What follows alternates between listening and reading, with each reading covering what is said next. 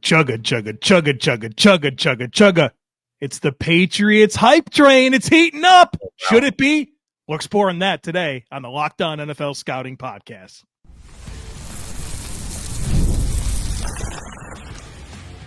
You are Locked On NFL Scouting with the Draft Dudes, your daily podcast for NFL and college football scouting.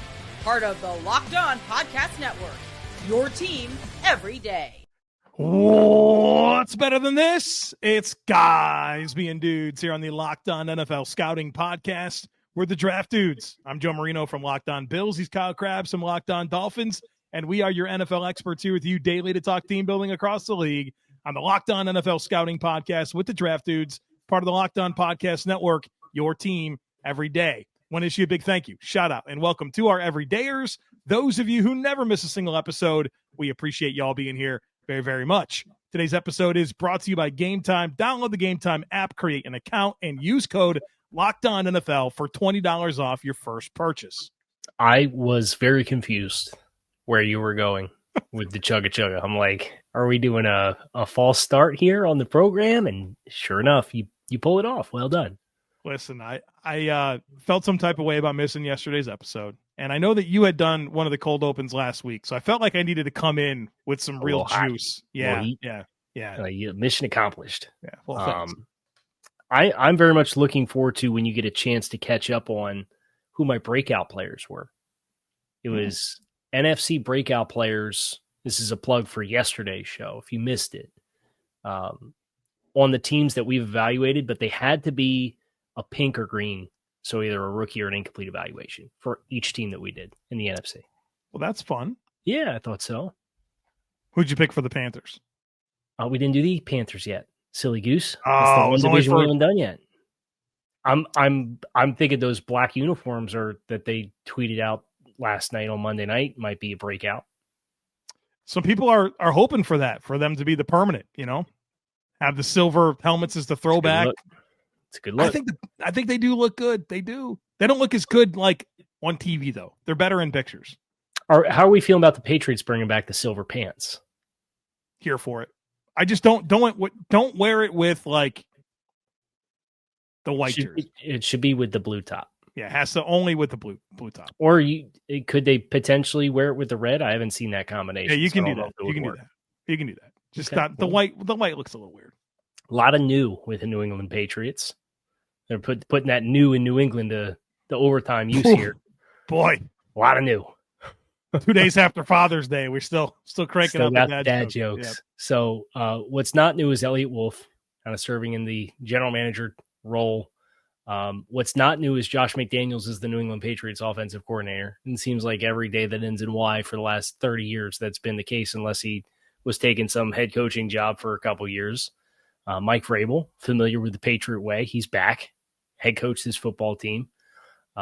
Number one spender in free agency, I believe, as far as cash spent in free agency. Last time they did money, that, right? They made the playoffs, right?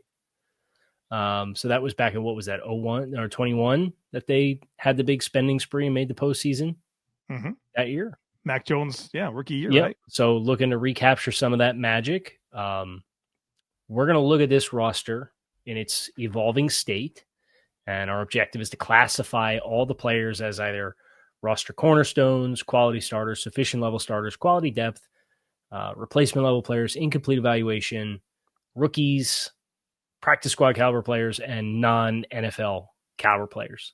And when we get through the end of all 32 teams, we'll be able to stack them all together with the numerical values at positions. That's the formula we've been working on for 3-4 years doing this now.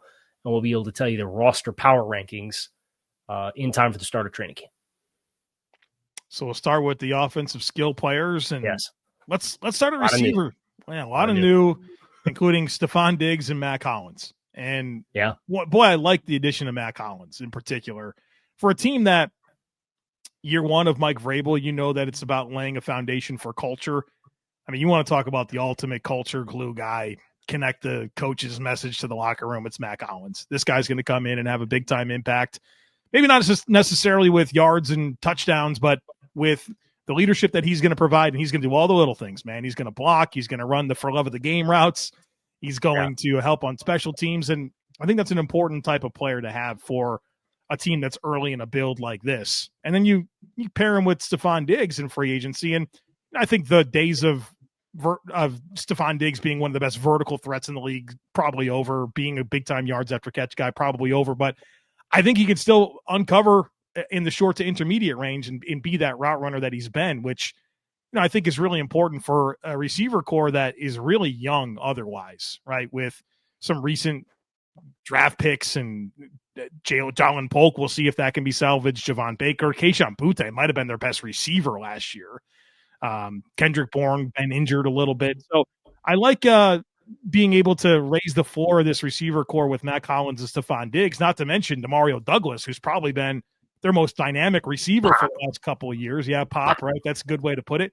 And then Kyle Williams, the draft pick, which I think is another good skill set to invoke around Drake Maye. So I think they've done a good job of elevating the floor of this group while still giving plenty of opportunity for these young guys to have an opportunity to make their mark as well.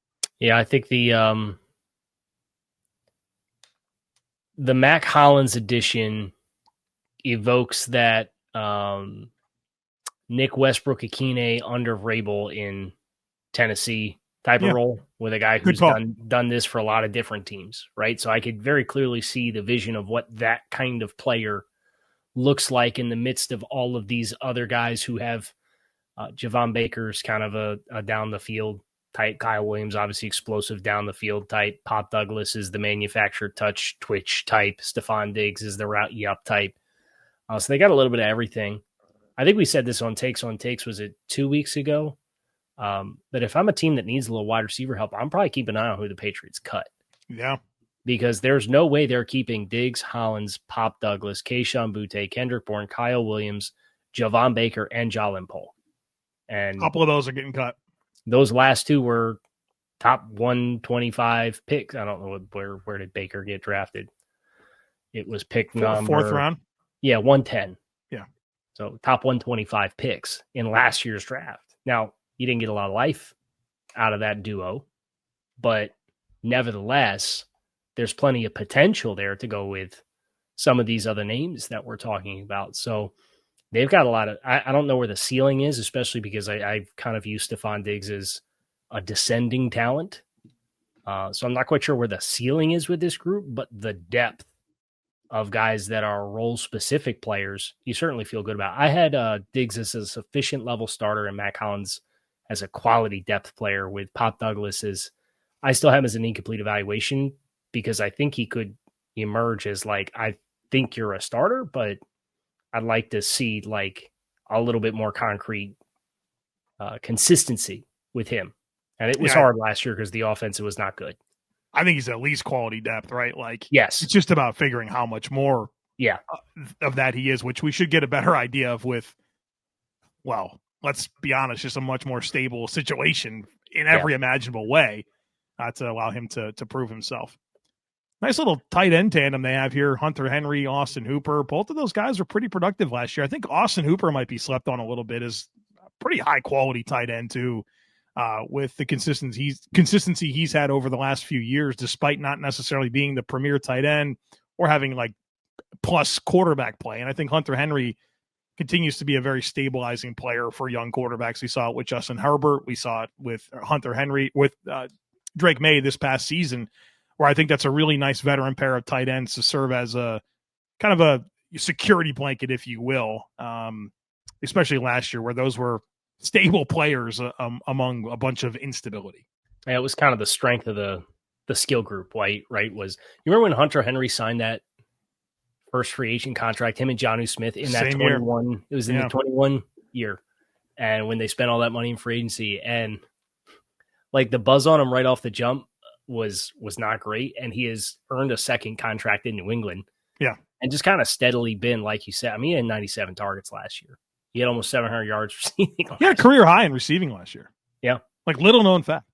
Yards and receptions. You might not have thought that for a guy that's on his, like you said, second contract with that team.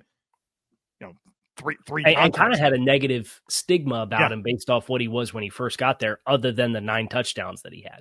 Yeah. That season. So I had Hunter Henry as a sufficient level starter, And I had Austin Hooper as quality depth with Jaheim Bell as incomplete evaluation that I have lots of high hopes for because I really like Jaheim Bell. When he came out, I was really mad that the Patriots drafted him in the 7th round last year. Hopefully Josh McDaniels doesn't figure that one out. Yeah. All right, we got running backs to get to. We'll talk about them, O-line, D-line here on the other side of it, folks. Be sure to stick with us. There's nothing like the NBA playoffs, the intensity, the buzzer beaters, the fans losing their minds. It's a kind of atmosphere you must experience live, and this year's matchups are delivering. If you want in, Game Time makes it fast and easy to get seats, even for the biggest playoff games. And prices on the app actually drop closer to tip-off, and with killer last-minute deals, panoramic seat views, and no surprise fees, Game Time is a total game changer. And I love that I can see my exact view before I buy. No surprises when I get to the venue. And look, Game Time also makes it very simple to score NFL tickets. And with Game Time Guarantee, your tickets are 100% authentic, will arrive on time, and you'll always get the best price with these included so that what you see is what you pay. If you've never used Game Time to grab NFL seats, now's the time. It's seriously a game day upgrade. So take the guesswork out of buying tickets with Game Time. Download the Game Time app, create an account, and use code LOCKEDONNFL for $20 off your first purchase. Terms apply. Again, create an account and redeem code LOCKEDON NFL for $20 off. Download the Game Time app today. Last minute tickets, lowest price guaranteed. Didn't even get to running backs in the first segment. It's just really complimentary this group, I guess. You know, the chugga choo choo train's coming. I think it might have got off the rails a little there. Yeah. It's not even like I had some filler fluff segue coming out of the break, and I'm like, I don't know. We got to get to work. I can't do it. Get to work. So, let's talk about this running back room with Ramondre Stevenson, Treyveon Henderson, Antonio Gibson, Treyveon Williams, and Lan Larison, who is a draft Twitter darling from this past year out of UC Davis, making up some of the top spots. Be really interesting to see if they keep 4, if Larison can push for a roster spot, but Henderson's the big investment. And I know they gave Ramondre Stevenson the contract extension last year, and I know the offensive line wasn't particularly great last year, but you invest this high of a pick in Treyveon Henderson with all the ways that he can impact the game, kind of have a feeling it's going to be sooner rather than later that we're going to see Henderson in that marquee spot. Yeah, no doubt, man. Talk about big plays. Guy can produce big plays. He's really good in pass protection. I think the ceiling as a pass catcher is really high. It's a player that, as a fan of a rival team, I'm not happy. Not happy about them getting this guy. Come on, you guys got the most rangy linebackers in football. You ain't need them. Gonna need them with these guys. Get this guy going. And it's, look, I think the role of Ramondre Stevenson can be a little complicated here with the arrival of Henderson, but they're really different players, right? Like Henderson is more of a slashing style runner where you can still get some thunder with Ramondre Stevenson and the downhill ability. And look, I think Ramondre Stevenson might even be better suited to not be a guy that's going to be asked to touch the ball, 300 times or, they haven't quite pushed that, but 240, 280 touches 2 years ago. He's had some injuries. I think if you get him to 175, 200 touches to go with Treyveon, I think you have a nice pair of backs. Gibson, Montgomery, dynamic. Chill. I mean, it'd be a good fit, right? Yeah, I think so. I'm not saying they're going to be, they better not be that. We'll be in big trouble in the East. Right. But as far as that foil of those two players, just kind of spawned on me as you talked about the dynamic of how different they are.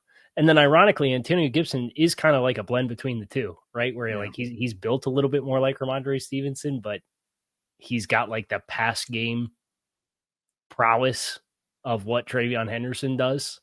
So he's a really interesting third piece to have here, and it should give them some level of confidence that if there's an interruption with either of the top two guys, you can do some of the same things, not all the same things, because I think Henderson's explosive play element is on a different level. So I had Stevenson as a sufficient level starter. I have Antonio Gibson as quality depth, and obviously Treyveon Henderson, I was a rookie. Same here. Much better situation for Drake Maye in terms of the skill players. Mm-hmm. But this offensive line, I mean, I think they've elevated the floor of this group too. Bringing in a Morgan Moses at right tackle. I mean, dude, let's just call it what it is. This tackle tandem last year was about the worst you've ever seen. And close. Yeah. I mean, Demontre Jacobs can't do it. Can't go to war with that guy at right tackle, man. The guy was just twisted up all the time. And Verdarian Lowe on the other side, I know they had to play a bunch of different names, but now you go into this year with Morgan Moses, who I think is another high character, veteran type of player to have to this team. And you got a top 5 pick and Will Campbell on the other side. You feel like this tackle group has certainly taken a major step forward. And not to mention Caden Wallace is a 3rd-round pick. We'll see what he can develop into. And now there's a little bit less pressure on him. He can kind of incubate behind Morgan Moses and provide some depth for now. I'm just worried about, having Caden Wallace is a nice insurance policy because Moses, he's getting up there a little bit. Right? He is, man, but when he can go, he can go. When he can go, he can absolutely go. He's one of those savvy vets with that experience. He's missed 3 games in each of the last 2 seasons, has failed to eclipse 800 snaps in either of the last 2 seasons. And man, when he was playing at the end of the year last year, he was like the bionic man. It felt like he was held together by twigs and duct tape. It felt like, but the toughness is there.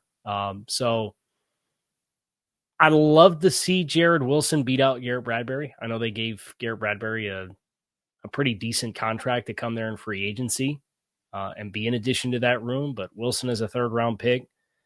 I don't know. You just kind of know what Garrett Bradbury is, right? And yeah, for better or for worse. And you still obviously have the question with left guard at Cole Strange. I just think there's a lot that has to be settled here, and there's a lot riding on Moses being a stabilizing factor that you're worried about a player who's up there in age. If he misses extended time, you have guys that have some experience thanks to last year's experiences. Yeah. But I think it would dramatically change the dynamic of the room, and would like to get, if you're going to have that, then let's get these young guys in the lineup. That's how I see it. Well, and I'm curious to see what this coaching staff's appetite is for Mike and Wainu and playing him at tackle, right? Because they felt like they weren't going to do that last year. And so they paid him like a tackle, though. Well, I mean, honestly, if it comes down to it and your tackles can't go, you're out on Moses, Wallace isn't ready, then put in Wainu at right tackle and then figure it out at guard, where I think you have or City So, who 2 years ago looked like he was going to be a thing, and then last year happened. Call. Yeah, it's a good call. Leighton Robinson, we'll see, he's 2nd-year player, and I don't know anybody was going to look good in this offense. Cole Strange kind of coming back. We'll see what he can do, but yeah, it's only a matter of time before Jared Wilson's the starting center. But I'm not mistaken, a 1-year starter at Georgia. I thought his tape, he was pretty raw. So Garrett Bradbury buys them enough time where they're not putting him in there too soon, and I think that's important, right? You got a young quarterback like Drake Maye, that center's got to be ready to go. It'd be tough to have as green of a center as Jared Wilson is potentially if he's not ready to go with Drake Maye. So they paid Bradbury a few bucks, but they had a few bucks to give out. Right. It's not a bad addition. He's at least experienced. So how do you grade the starting 5? I have Campbell, of course, as a rookie. I felt bad about this because he's entering his 4th season, but Cole Strange just feels like a player I don't know enough about. Yeah, I had an incomplete evaluation. And I felt so bad about that but last year was kind of a lost year, and I thought he was a sufficient level starter coming out of his 2nd season. Bradbury, I have as quality depth. On Wainu, I have as a quality starter, and Moses, I have as a sufficient starter. Yeah, with Bradbury, you said quality depth? Yes. Okay, we have it graded exactly the same for the starting 5. Okay. Do you want to sneak a little something in here and for defensive line, you can go break? I know we're let's go to break and do the entire defense here on the other side of it. Make sure we get our breaks in on time. Stick with us.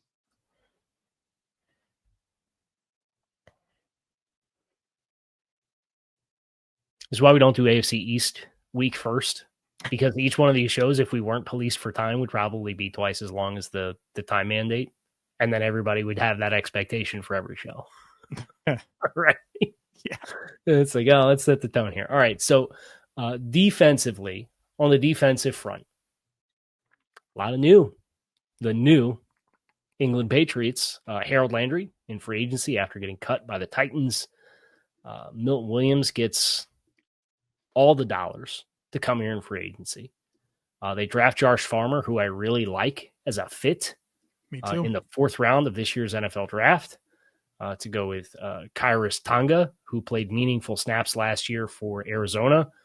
And then obviously they're getting hopefully a healthy Christian Barmore back, which it sounds like he's gotten some positive feedback for his personal situation. So all of those things combine, and you sit here and look at it, and you should feel pretty excited about kind of the top of the group. And I didn't mention any of the incumbents like Keon White and what he brings to the table. And Anthony Jennings is a good football player, and I won't apologize for thinking that he's a sufficient level starter. If you disagree with me, I'm sorry, but I think we got a lot to work with here.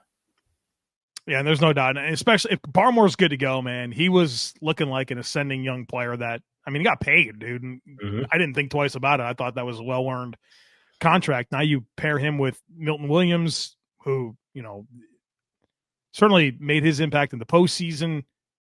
Not to mention Keon White, who's on a really good trajectory. Yeah. I mean, Josh Farmer, they've really added here. And then it's just, to me, it's about on the edge, your true edge rushers. Harold Landry, I think, could be a reasonable option here. I don't think he's not the player he once was. No, I think the post injury, he's been different, but there's some nice depth there. Braden Swinson, they got him a little later than I thought he'd go in the draft. So another area in this roster that's been elevated with veterans and reinforced with some draft capital, right? That's kind of a theme here. Impact veteran, reinforced with draft capital. Let's try to build a winning team. Is Caleb on Chason going to kind of be a thing too? I like Caleb on Chason. I don't think you want him to be your number one pass rusher, but if he's your third guy, you're good. Shoot, I mean, you might put him 4 in this group with Landry, Jennings, Keon White. I know obviously there's some alignment versatility there as far as who's lining up and head up over tackles versus maybe reducing on an inside shade versus rushing out of a 2-point stance or lining up off the ball. Like, that's part of the appeal of this group. I think now it's kind of the same thing for me as the wide receiver room, where Barmore has some of that track record of being like the needle moving ceiling player. But can he recapture that form? If not, I think it's probably an embarrassment of riches of depth as compared to somebody's got to make the leap, I think, to really ascend the group. But there's a lot to work with here. How'd you grade Milton Williams, just because he's such a unique talent and now he's changing schemes? I had a hard time with this one. That's one of those where I gave him a quality starter grade, and the reason I did is because they paid him like he's a quality starter. I mean, this isn't $26.8 million APY deal. I mean, you didn't do that for him to be anything less than a quality starter. So that's the bucket that I leaned into there. It is a projection a little bit. Milton Williams officially signed for 4 years, $104 million, $26 million per year. Healthy. It's a healthy contract. It's a healthy contract. The challenge, he set a career high in snaps last year, 501. Yeah. He's never played more than 48% of the defensive snaps. It's never Bryce Huff, really. Right? It's the Bryce Huff in New York thing. Yeah. It was the same. I remember we had the same conversation. It's like, man, coming off of 23 in New York, he really looks like he could be a quality starter. And then he goes to Vic and changes schemes. And now Milton breaks out with Vic, and Milton leaves Vic and goes somewhere else. And it'll just be an interesting one to watch, because that contract obviously was super aggressive, but that was Milton. It was them in Carolina, I believe. We know Carolina, but they gave Tershawn Wharton. They were giving out money, my guy. They were giving it out. They were ready, and then I think there was a report that came out during the legal tampering period that they had agreed to terms with Milton, and then it was like, oh, never mind, he's going to New England, because they jacked the price up. And then I think that's when Carolina pivoted to, was it Bobby Brown? Bobby Brown to Tershawn Wharton as well. Yeah, I just don't know the order in which those things. I don't remember. Happen, yeah, exactly. So lot to like with this group. Linebacker. This group's got a new look and feel as well. Obviously, bringing in Robert Spillane from Las Vegas is one of our brand players. We're both super high on him. Jack Gibbons had a little bit of a flash with Vrabel in 23 in Tennessee. Jelani Tavares, the holdover, he had an injury scare at OTA sounds like he's going to be good for the start of the regular season. He's a guy that signed a contract extension last year, and then they brought back Ellis, I believe, who was a restricted free agent this year. Yep. I like the makeup there. I think Spillane adds a lot to this group in terms of coverage and ability to play in space, which when it was Bentley and Tavai, I just felt like that was really lacking. So a lot more range. Also smack you in the mouth, though. Yeah, too. He'll be a fan favorite. You like hard-nosed football players, you like Robert Spillane. I gave Spillane. I didn't think he had as good of a year in 24 as he had in 23. I still gave him a quality starter grade. With you? I gave Tavai a sufficient level starter grade, and I gave Jack Gibbons a quality depth grade. Same exact way. Top three guys in that group. Yep. All right. A lot of potential for what this secondary can look like as we continue to work our way through the new England Patriots. Get it? Carlton Davis signing in free agency to join Christian Gonzalez. And then obviously Marcus Jones is a young emerging player in the nickel. That's a nice 1, 2, and 3. A lot of the teams, Joe, that we've done recently have not had kind of like a clear delineation of who are your outside guys, who's your inside guy. We feel like they're all settled. This is one of those spots where, I mean, even just the Rams we did them last Thursday, and then they cut Darian Kendrick. Yeah. Right. And it's like, okay, well, I know Akella Witherspoon's really an outside guy, but the rest of these guys, Kobe Durant, you could slot them anywhere, but they like Quentin Lake there. This is, I think, a very clear Davis and Gonzalez outside corners. I was wondering where you're going. I'm like, this one feels pretty straightforward. Well, yeah, but that's what I mean is a lot of the teams that we've been doing haven't had that. Like, think about Green Bay after cutting Jair Alexander, their cornerback room, out here switching Melton to corner from wide receiver. Yeah. These are the things some of these other teams are doing across the league right now. And I'm looking at this one and say, I know exactly what we got here. You know what they want to run? They want to run press man coverage. Yep. Christian Gonzalez and Carlton Davis. Marcus Jones in the slot, who, when he's healthy, he feels like he's going to be a good player. It's been a bit of an issue. I think Alex Austin's been a nice steal for them. Like, didn't make it. The Bills cut him and they snagged him, and he looks like he's been filling in multiple spots in the secondary. He looks pretty good as a depth player. Not to mention what they have at safety with Duggar and Peppers and Marte Mapu and Jalen Hawkins. Like, so Mapu, they with OTAs put out their latest depth chart. He's with the linebackers now. So they have him on the roster as a linebacker now, which probably a little better late than never, right? Mm-hmm. I mean, you see the trajectory of the Divine Diablos of the world and the Jamie Sherwoods of the world, and these guys were big college safeties who can fly around and hit. And you got a guy like Mapu who played at Sacramento State, and now you give him a chance instead of playing on the back end and trying to overlap coverages, and you can kind of just put him in a will linebacker situation from time to time. And you want to platoon him with Spillane, and you bring Tavai off the field and put him out there at linebacker potentially if he really clicks in that spot. I think that's the best chance that you have for Marte Mapu to settle into a position on your defense. It's a good call, and I think Duggar needs to stabilize. I don't think it was his best season last year. Kind of get back to where he was. What I saw a quirk with his contract. Hold on, please continue. They paid him. They paid him a nice contract. They did, but I think he's out of guaranteed money already. Well, that would put him on notice. Get back to form. Kyle Crabbs is looking something up. Please continue. Kyle Duggar. Remember when he came out the same year as Jeremy Chin? Both are paid safeties. Positionless football. Come downhill. This is the last year that he has with guaranteed salaries this year. So they have a pretty clean break after this year if they want it, and save about $8 million in cap space off a $17 million cap charge. So now's the time, Kyle. New coach in-house. Get that magic back. But low key, he's 29 years old. Yeah. He's a 24-year-old rookie when he came in. Well, I think the New England Patriots, obviously, I mean, I'm sure their fan base is pretty excited. They should feel like you got a big time coaching hire in Mike Vrabel.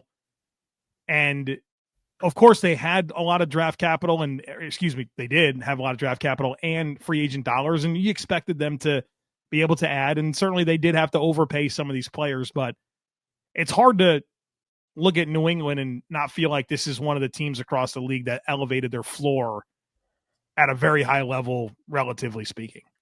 Well, and then there's, that darn schedule, that last place schedule, where they put the statistic out. The Patriots were favored, I think, in 11 of their games this upcoming. That's season. Crazy for a team that went where they won 5 games last year. No, they won 4 games in each of the last 2 seasons. 4. But I mean, you sit here and do the thing. Raiders at home, at Miami, home against Pittsburgh, home against Carolina, at Buffalo, at New Orleans, at Tennessee, home against Cleveland, home against Atlanta, at Tampa, home against the Jets, at Cincinnati, home against the Giants, and then you finish home against Buffalo, at Baltimore, at New York, home against Miami. Feels like a team that can absolutely hover around 500, and if it goes their way, be a few games above. We'll see.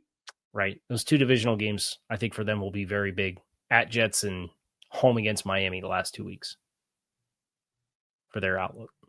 So, and obviously coming together, Drake Maye year 2, a lot of new pieces. Oh, there's a quarterback? We didn't talk about the quarterback.